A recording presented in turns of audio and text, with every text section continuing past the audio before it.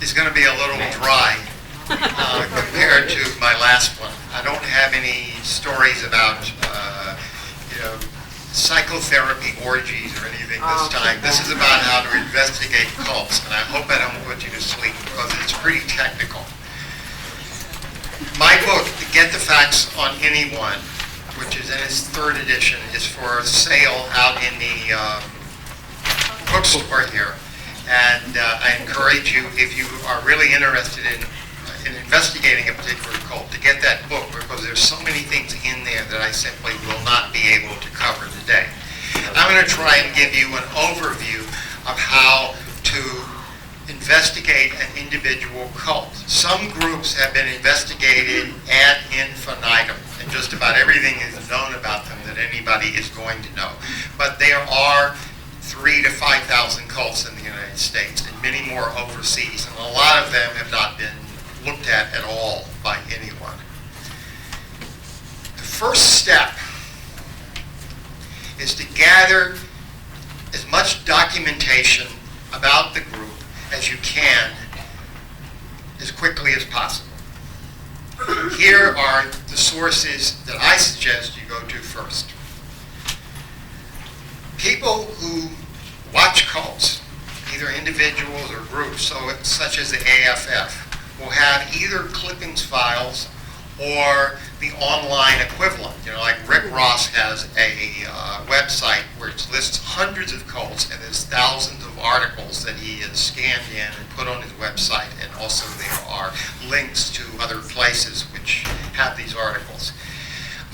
Other organizations will have just straight clippings files, and some organizations will have both your online scanned-in articles and also clippings of a lot of articles that they just don't have time to scan in. But you can get a lot of information quickly, and you can easily find these sites and these organizations on the internet if you don't already know their names. Secondly, there's research library archives. Now, often former members of cults or journalists or whoever, maybe even the cult leader himself, will donate their papers to a university library or a large public library. For instance, the O Group, which Alexandra has been talking about. One former member of that kept an archive, and he donated it to the Historical Society of Minneapolis. That would obviously be the first place to go. Now, how do you find these collections? They also include, by the way, a lot of cult newspapers are on microfilm. For instance, Lyndon LaRouche's New Solidarity, and I believe also some issues of Fred Newman's National Alliance newspaper, and other cult publications. These also will be in public libraries selectively. Now, to find where the archives are, to find where the microfilmed newspapers and magazines are, there are two databases that are used by librarians around the country. One is called OCLC, and the other is called RLIN, R-L-I-N. You simply go to a public library research facility or to your university library and ask the librarian to search whichever of those two websites they have, and find what libraries have holdings pertaining to this particular organization. And you should give them several names, not only the name of the core organization, but the names of its best-known front groups, the name of its leader, and so on. And they will search and tell you what libraries have either microfilm or archival materials that are useful. And sometimes you will hit pay dirt and just get an enormous amount of stuff, more than you would ever need, actually. A third way of getting information fast is to get to former members who often have collected a lot of stuff which they have in a closet at home. Unfortunately, in the case of a group called the Democratic Workers' Party, when they all left their leader, they took all their copies of the internal documents and had made a bonfire out of them to symbolically leave the group. Well, that was good for them psychologically, but it was not too good for researchers and journalists who would like to write about that group in the future. So you would obviously find former members by going to the anti-cult groups, who usually have a list of names of former members of various groups, and they can refer you to them, and you see what have they got in their closet. Another way to get information quick is to search under keywords, that is the name of the leader, the name of the major entities within the cult, on Nexus. Now, Nexus is a fee-based, huge data library that includes about 100 U.S. newspapers and hundreds of U.S. magazines. Some of them have been online for 10, 15, even 20 years. Now, Nexus costs a lot if you try to subscribe to it. In fact, only big corporations and libraries can afford that. But in recent years, there have been some changes in the Nexus fee system. So now you can search, and you can search Nexus for free. And then you can download selectively articles if the headline attracts your interest and pay just for that article. Now, those fees can still run up pretty quickly to hundreds of dollars. So what I do is that I save up all my questions, and then I purchase 1 day's use of Nexus. That is 24 hours, unlimited use for, I think it's around $70. And then I download hundreds of articles. I've done that twice. It's just, it's just marvelous.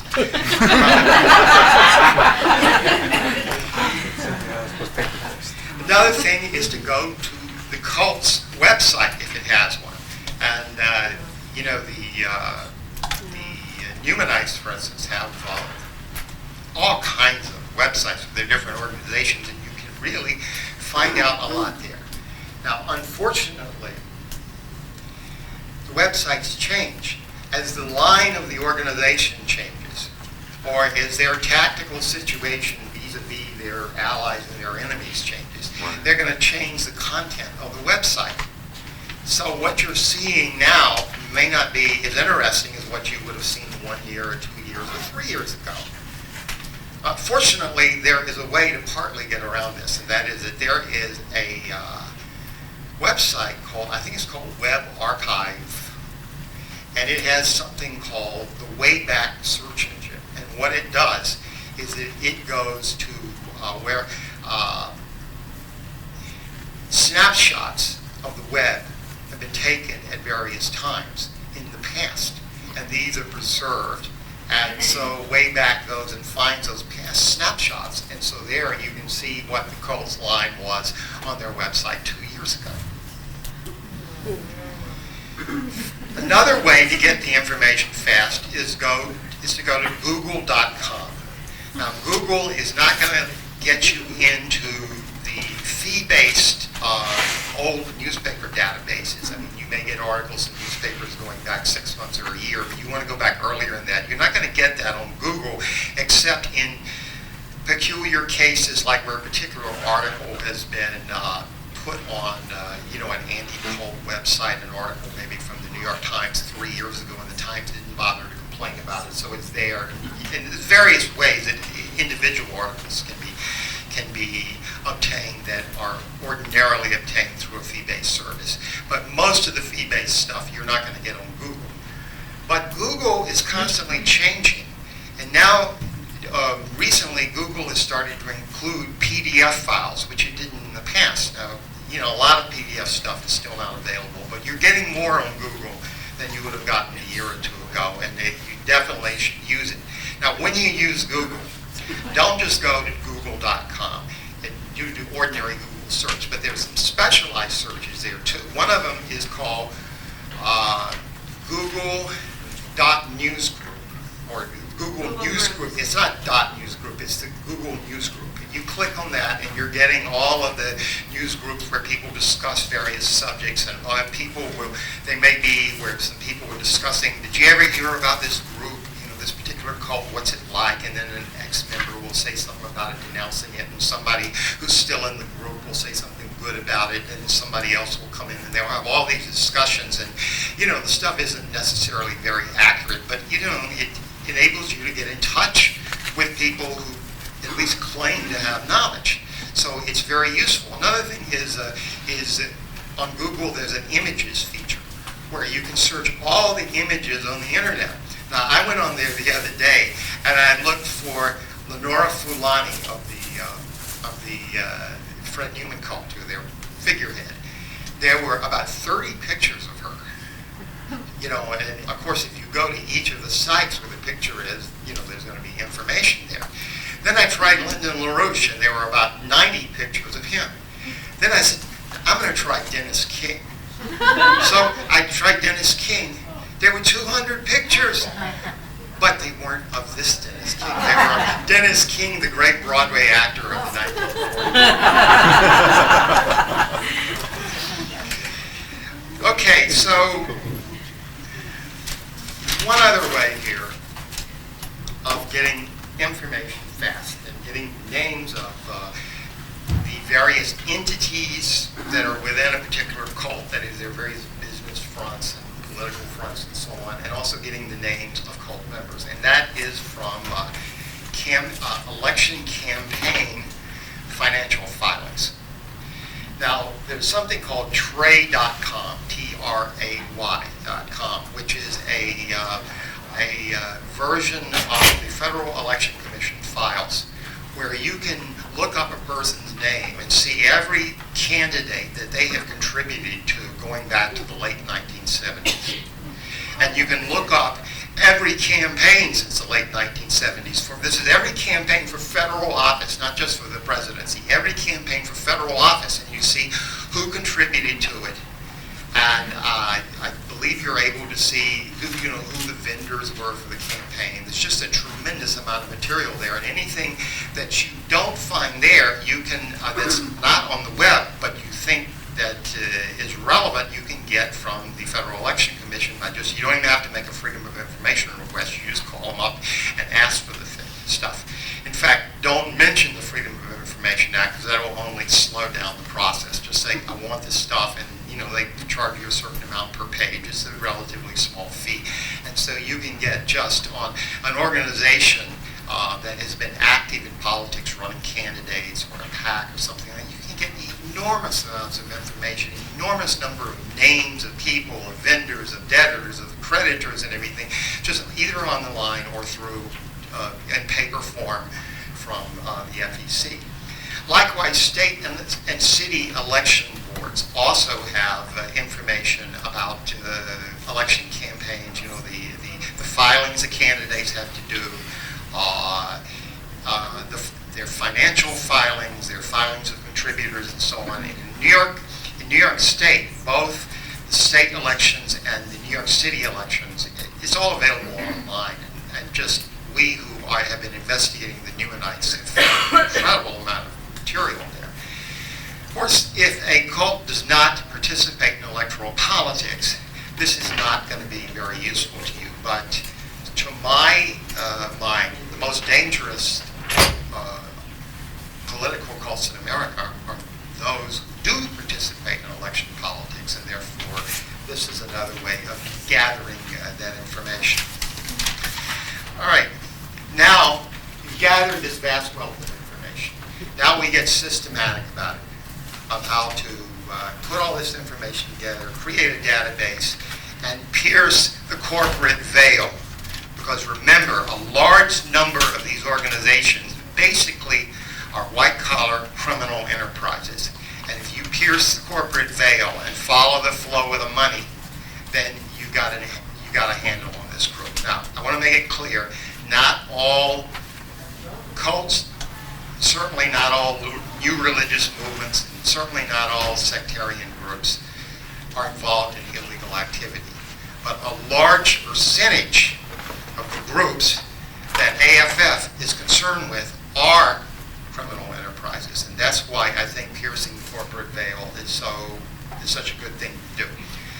First of all, take all the names of individuals in or around these groups and allies of these groups, and create a database of these names, and give the name, give the title of the person, if any, in the group, or a brief description of their relationship to the group, and also, very importantly, the years in which they are or were active with the group. And if a person's you see in the microfilm of their newspaper, you see a name that's constantly mentioned as a writer or a member of the editorial board year after year after year, and suddenly in 1992 that stops and that name disappears from the paper. Well, you should have a note of that in your database, because the fact that their name disappears may possibly be an indication that this person dropped out of the group, became a defector, and might be somebody who would talk to you. On the other hand, it may just mean that they were sent to be part of the organization's operation in another part of the country, or in Europe, or in Thailand, or God knows where. But nevertheless, you should keep a record of the years in which a person's relationship to the cult can be documented. Secondly, you want to create within your database a list of all of the entities. Now, many cults have nonprofit entities, business entities. Some of the business entities are corporate. Some of them are simply DBAs, that is a person doing business under, a business name, but basically unincorporated. Some of them will have a political party, or they will have political campaign committees. And then if they have businesses, those businesses can be classified into different categories. Like, for instance, they may have bookstores, they may have a publishing operation, they may have a type shop, they may have a printing shop. In other words, in-house propaganda, but being done through business entities, partly because this is a way of laundering money. But it's also just simply, that's the cheapest way for them to put out their propaganda. I'm giving them the benefit of the doubt here. So, you have to figure out what is the core organization, really. Now, for instance, in the case of the Fred Newman Group, you could say the International Workers' Party is the core organization. Now, in theory, that's so. And if this was really a Marxist-Leninist group, I guess it would be. But really, the Marxism-Leninism is just an instrument of control for Fred Newman. And if you look at that group, the IWP is not the core. The core is Fred Newman and a handful of his mistresses. And they are the ones who have a handle on everything, and everybody else is working for them. So really, there is no organization you can point to that is the core. In other cults, there is an organization that is most definitely the core. It just depends. But you want the names of all of the entities through which the organization is outreaching to the public, or in-reaching to its own members, like the Social Therapy Institute, or through which they're doing business in one way or another. And sometimes this can end up being 20, 30, 40 different organizations. Now, some of them may have gone out of business, or been replaced, or their names have been changed, especially for a cult that's been in existence for 20 and 30 years.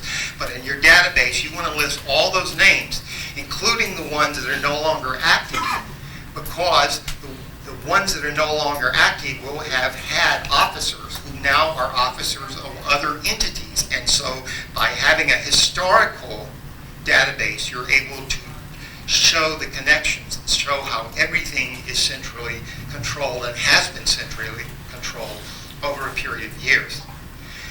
Another thing you want to put in that database is regional offices. Now, where there's a core organization or a core front group, often it will have offices all over the country, and maybe even a business entity will have different offices, like a group will have bookstores in different cities. So you want to enter all of these regional offices also. Okay, now you have a database, but it's not much there. It's just a list of names. It's a list of names of individuals, and a list of names of organizations, and then you have some, which individuals have some kind of connection to the organization, but you really want to firm this up. So here's where you go next. You go now to the public records to flesh in what you know about the entities and flesh in your list of who are the officers of these entities and who are the employees of these entities. First of all, there's a state corporations registry. In every state in the country, they'll have a list of every corporation, both nonprofit and profit-making, that's been registered in that state. And it will also include DBAs, that is, doing business as non-corporate business entities. Sometimes DBAs will only be available on a county level, but in other states they're part of the central corporate registry. Every state is different there. But often this information is available online. But all you'll get online is a list of names of the organizations. And sometimes those lists don't include organizations that were incorporated back 10, 15, 20 years ago. So sometimes you have to look at a separate list that the state will make available to you. But at any rate, you look under corporations, you look for nonprofits, you look for unincorporated entities of various types, and then you pull the records of those. And what that will give you is sometimes it will give you the names of the officers at the time of incorporation. And other times it will just give you the name of the attorney, and it will give you the name of the notary who is used. Now this information can be important, as we'll see in a few minutes. These entities, the ones that are incorporated, have to file annual reports with the state and with the federal government. And those that are nonprofits file 990s. And those 990 forms are, always public record information. After all, they're getting a tax break, so we have to know why they're getting the tax break. This information, in terms of nonprofits, is available online at guidestar.com. Now, this doesn't have all nonprofits, but it has a lot of them. Now, you can try to get the 990 forms from the federal government, but that takes a long time. And I found the quickest way to do it is to go to the state attorney general's office, because when a nonprofit files their federal forms, they also file a copy of them with the state. And it goes to the State Charities Bureau, and then you can get it from the Charities Bureau really very quickly, within a week, I found, in New York, and I'm sure it wouldn't be much more of an effort elsewhere. If, for some reason, the group is involved with a large business that is on the stock exchange, you can go to Edgar, which is the online site of the Securities and Exchange Commission, and there you will get annual reports and all kinds of filings that give detailed information about the corporation. But I don't think in studying cults you're going to come up against this very often. Finally, there are websites that collect annual reports of businesses, and a lot of small businesses that want to feel important, send an annual report in, and it will be on this website, and that's a way of getting information about businesses that aren't large enough to be in the Securities and Exchange Commission database. Now, once you've collected the other thing there, very important, is court indexes. Now, in this country, we have federal courts that are divided into criminal and civil divisions, and we also have the federal bankruptcy court, which is a separate division, and then we have state courts that are divided into criminal and civil divisions. Now, in looking at entities as opposed to individuals, I would say just concentrate on the civil courts, because if anything criminal took place, it will be mentioned in civil court lawsuits at some point or other. Now, to get at court indexes, federal courts, especially the bankruptcy courts, you can get a list of cases online. You can search by the name of plaintiff or defendant and come up with cases in which the entity you're interested in has been sued, or cases in which they have sued somebody else, or cases in which they are parties to a suit, because a lot of times somebody will launch a suit and he will he has maybe one primary target, but then he'll throw in about a half a dozen other people he doesn't like, and so they happen to be part of the lawsuit. But in all of these cases, if your target entity happens to be either a plaintiff or defendant in a lawsuit, and if the lawsuit has gone anywhere that is beyond just the initial filing, then there may be a huge wealth of information there, and you're going to find out the names of more people, you're going to find out the names of more entities that this one's connected with, you're going to find out about some of its financial shenanigans. For instance, I found out once that just through searching court records under the name of an obscure LaRouchian entity that I had just seen an ad in their newspaper, and I didn't think it was important at all, so I went to the New York State Supreme Court in Manhattan and looked under the name of the entity and found that they were involved in a big scam selling phony Renaissance masters paintings. And then one of the people they had ripped off was a congressman from Westchester, and he was one of the people suing them to get his money back. So you never know what you'll find. But at any rate, the court indexes are going to help you flesh out this picture of the entities and who is running them. So now the next step in piercing the corporate veil is to trace all the interlocking connections between the various entities within the cult. Now here's just a list, of some of the things to look for.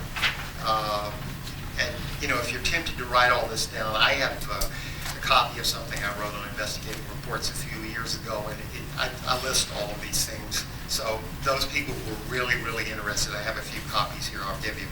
At any rate, you look for the different entities within the cult and their leaders. Look for them being co-debtors in a UCC filing or in a judgment docket entry. Look at them and look for instances where they are co-plaintiffs or co-defendants in lawsuits. Look at whether or not they use the same accountant or bookkeeper. Look at whether they use the same process server, the same lawyer, and the same notary, because often the process server, the lawyer, and the notary will themselves be cult members who are doing this stuff, in-house. Look if they have the same street address and the same suite number at that street. And sometimes walking over to the building and looking in the building lobby directory, or even walking up to their floor and looking at the names of the businesses listed, on a particular door, will be very helpful. A friend of mine did that and broke the whole story of a neo-Nazi group that was running a business in the toy center. They were manufacturing toys in Lower Manhattan, and he embarrassed them greatly by showing that they were doing the Nazi business and the toy business out of the same room. Another thing to look for is, are they using the same phone, the same fax number, the same post office box, the same mail drop, or the same answering service? Now understand, you're never going to find a situation where all of the entities within a cult are using the same phone number, fax, etc., but some of them will. And that's all you need, links between some of them, because you're looking at so many things that you're going to build up a total picture of showing how everything is interrelated and must be centrally directed by one mind. Do they use the same payroll company, or are they writing their checks on the same payroll account? If an entity moved from one street address to another, did other entities move at the same time to the new address? Do they have overlapping officers? One person who's the president of one entity and the secretary of another and the treasurer of a third. Were they registered with the state corporations division on the same day? A lot of times, a group is thinking of running some kind of scam, and they're going to set up a lot of little businesses so they can move the money around until it disappears. And a lot of real estate men do this a lot. They'll set up these entities all on the same day. And I know in New York, you can actually go, and there is a list where you can check by the day of filing. And the main list is alphabetical, but then you can also check by day of filing, and you look and you see if some of the names look familiar that were filed on the same day, and then you check and see if it's the same attorney. And this is used to pierce the real estate corporate veil quite often. Another thing is if, in terms of campaigns for public office that a cult is involved in, you look at the campaign committee's financial filings and look and see if other entities within the cult are serving as vendors or are extending credit to the campaign. And you look at bills that have not been paid to a vendor, because this may be an example of an illegal contribution in kind. Another thing to look at is in terms of the facility where the vendors are located, who has co-occupancy at various properties? And are those properties, are they all renting it together? Or is it owned by one of the entities that is subleasing to the others? Or is one entity leasing from a primary landlord and then subleasing to the others? Finally, you should look at the involvement of officers of the various entities, various business, propaganda, and political entities in activities of the cult beyond the purview of their own entity. In other words, if somebody is involved in cultural activities for Fred Newman and is an officer of his cultural organization and is also involved in political activities and is also involved in editing his newspaper or newsletter, this also is showing the common links, showing that there is one organization. Now, once you've connected all of this, you got a database here. And I suggest at this point, all the new names of individuals and of entities that you have collected through your in-depth public record search, all those that weren't in your original search, you should go back and not go through everything you did at the first again, but go back to Nexus and to Google and search those new names and entities there and see what you find. Okay, now you have enough information that you can begin the process. You've to a certain extent pierced the corporate veil, and you want to see if there is illegal activity going on. Here, you have to go back to defectors and to other people with special knowledge of the group, so they can fill in the gap. And they may have documentation like canceled checks or copies of business records that they absconded with that can help you at this point. Now, to define the defectors, first step is to go to anti-cult groups for referrals to them. Secondly, go to journalists who have written about the cult and ask them for referrals. Once you find a single defector, ask that one to send you to others. Look in the cult's newspaper for the names of people who have been denounced by him in the past, people who rebelled against the leader and were expelled. And if you can track those people down, they may be helpful. And as I said earlier, look for people who have dropped off the masthead of their paper or have suddenly disappeared from the list of officers or boards of directors of various entities, and see if these people have left. Now, to find these defectors, once you have their names, they may have moved, they may have changed their names. Here's 3 ways I suggest in finding them if nobody knows where they are. Number 1 is simply go to Google. Now, I was looking for some people a couple of years ago who had dropped out of a cult decades ago. Just looking on Google, I found every one of them except one. And the one I didn't find was not because he wasn't on Google, but because his name had various nicknames, various versions of his name that could be used, and there was one of the nicknames, like, Alex for Alexander, for instance, but there was one of these shortened forms of the name that I forgot to check.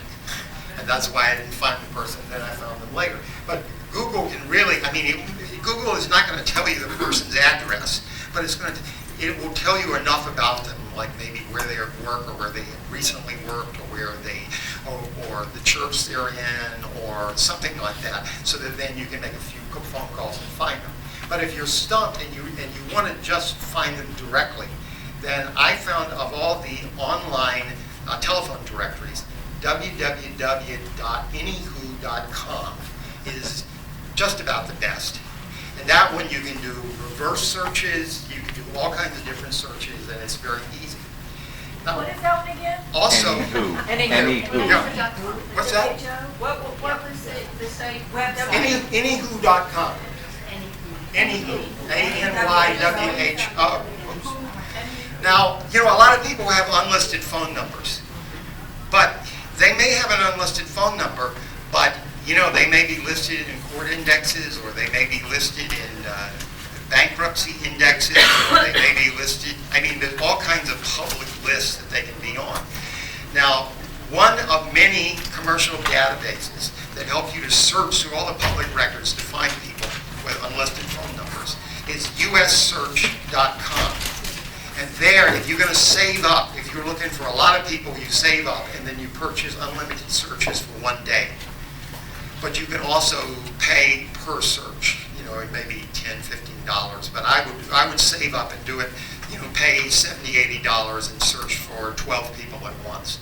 Now, there's one final problem here, and that is, what about a woman who you know her maiden name, but she may have gotten married, she may have gotten married and divorced and then gotten a third name, or she may have gone back to her original name, or she may have a hyphenated name. This is one of the most difficult things, but fortunately, ussearch.com has recently instituted something called maiden name searches. If you have the maiden name, then quite often they'll enable you to find the current name and address of the person. The final thing I want to talk here is about the most important person of all, and that's the cult leader.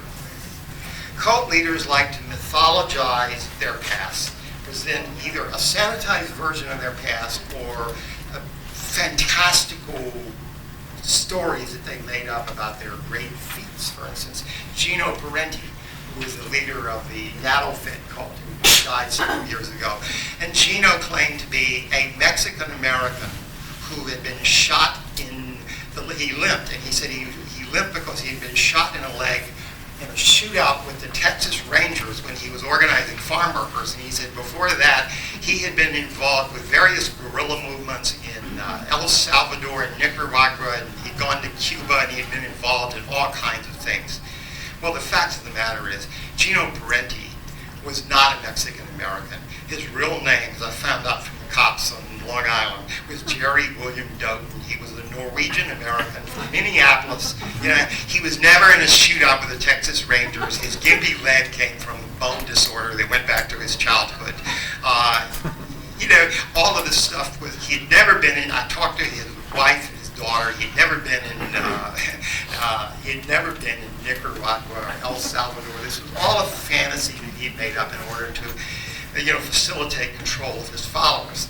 Now, but if you want to really check out the cult leader, there's one thing you have going for you, and that is that most of these people are sociopaths who have left behind them, even before they formed the cult, a long trail of divorces, child support disputes, sex offender charges, criminal records, lawsuits galore when they've been sued by former business partners or they have sued a former business partner, bankruptcies.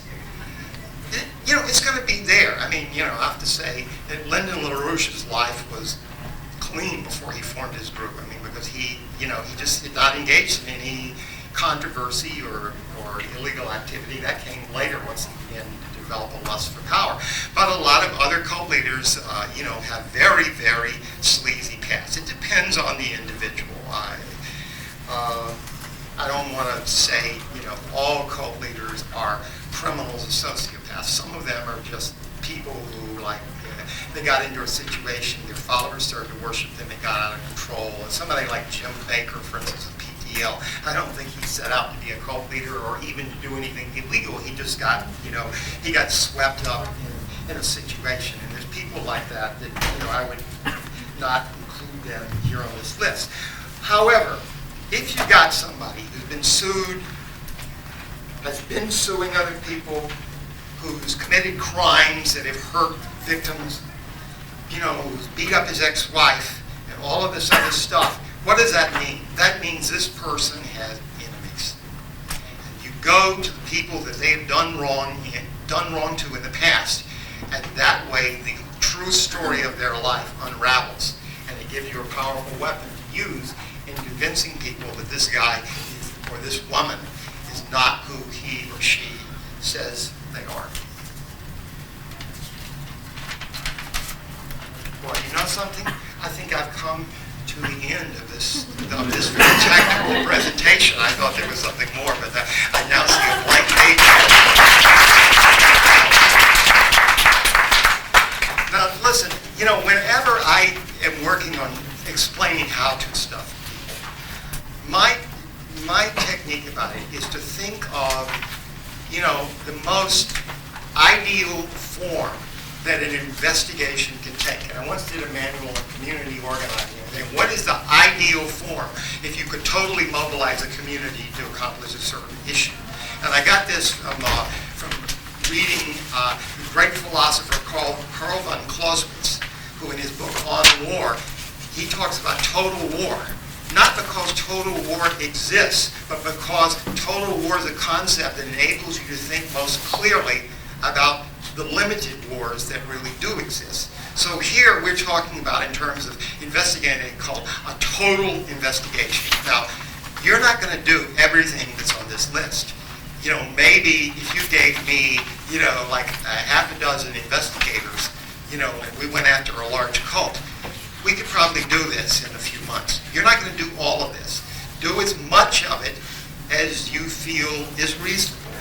And I guarantee you'll end up with some information that will help you fight back against this group which has victimized your family.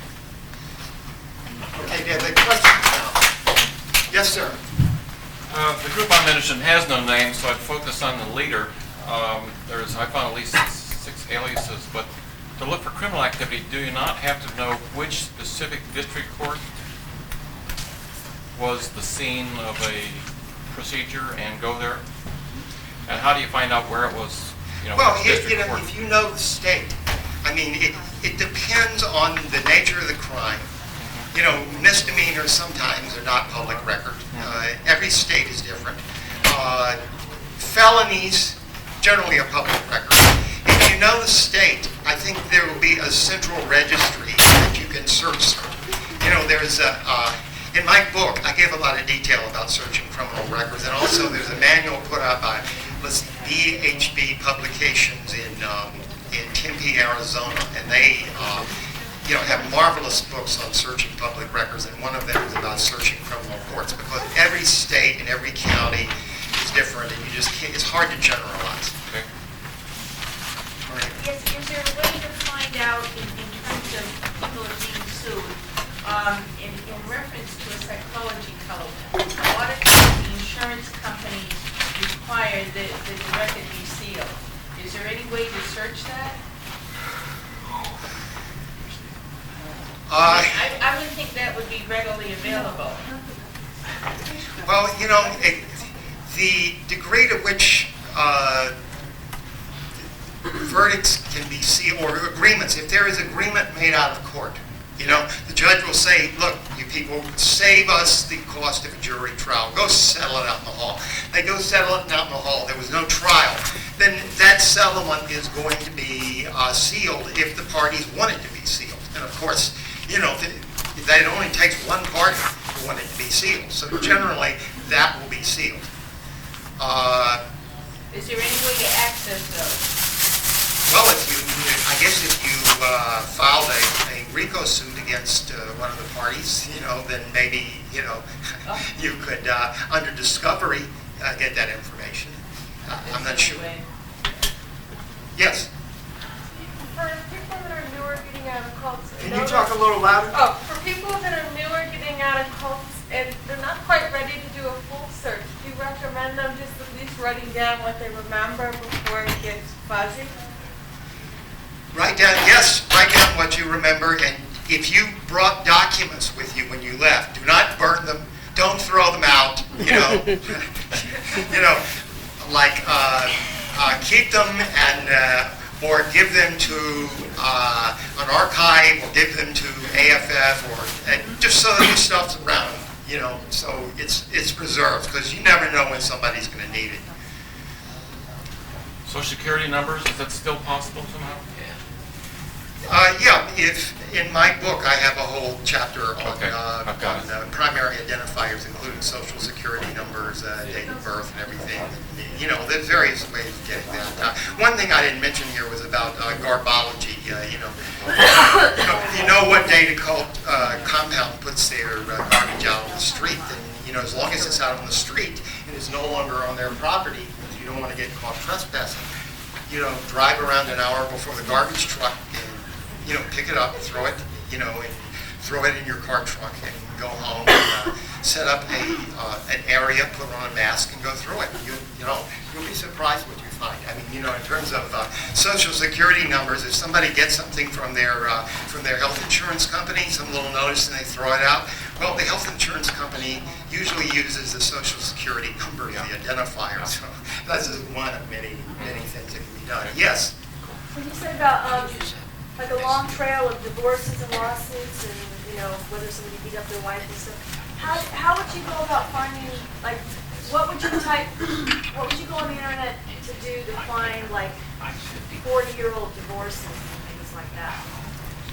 Well, in some states, all you're going to be, like in New York, for instance, in most divorce cases, all you're going to find is the name of the plaintiff and defendant. Because in New York, those records are sealed. In other records, divorce proceedings are public record information. But even if they're not, for instance, I was searching for information about Lyndon LaRouche, and I found the case Lyndon LaRouche versus Janice LaRouche, and that happened to be his first wife. So I called her up. I said, is this a divorce proceeding? She said yes. And, so we chatted. You know the state or anything, though, you'd have to know that before you'd have to know the state before you can start doing that. Well, if you use public, if you use these fee-based databases, you can, like Nexus, for instance, you can search a lot of states at once.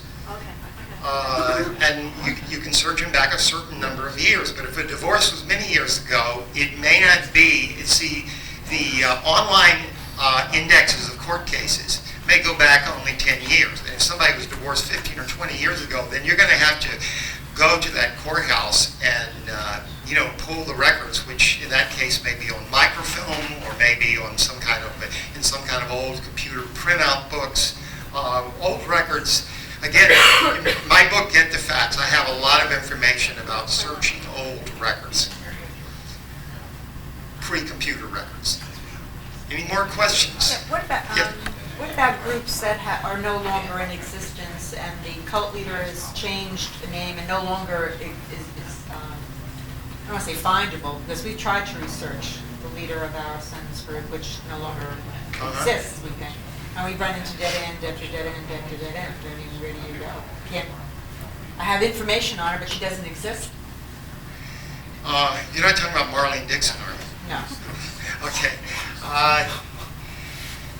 In those cases, if the person has actually changed their name, if they change their name legally through the courts, then there will be, there'll be a name change. But if they just informally change their name, then I would imagine that, like databases like the maiden name one, for instance, would probably pick that up, and also the databases that are used for credit reporting would pick that up. Now, there's some credit reporting companies that will sell the header information, that is the non-financial information, separately from the financial information. And most of the companies are not doing that anymore, but I think there's one large company that's still doing that. Because there's been a lot of, there's a privacy movement out there that is really wreaking havoc with the ability of journalists to track crooked politicians, crooked judges, cults, the Ku Klux Klan, terrorists, and so on. And I wish wish the privacy people would think twice about what they're doing, because I think in the long run they're doing more harm than good.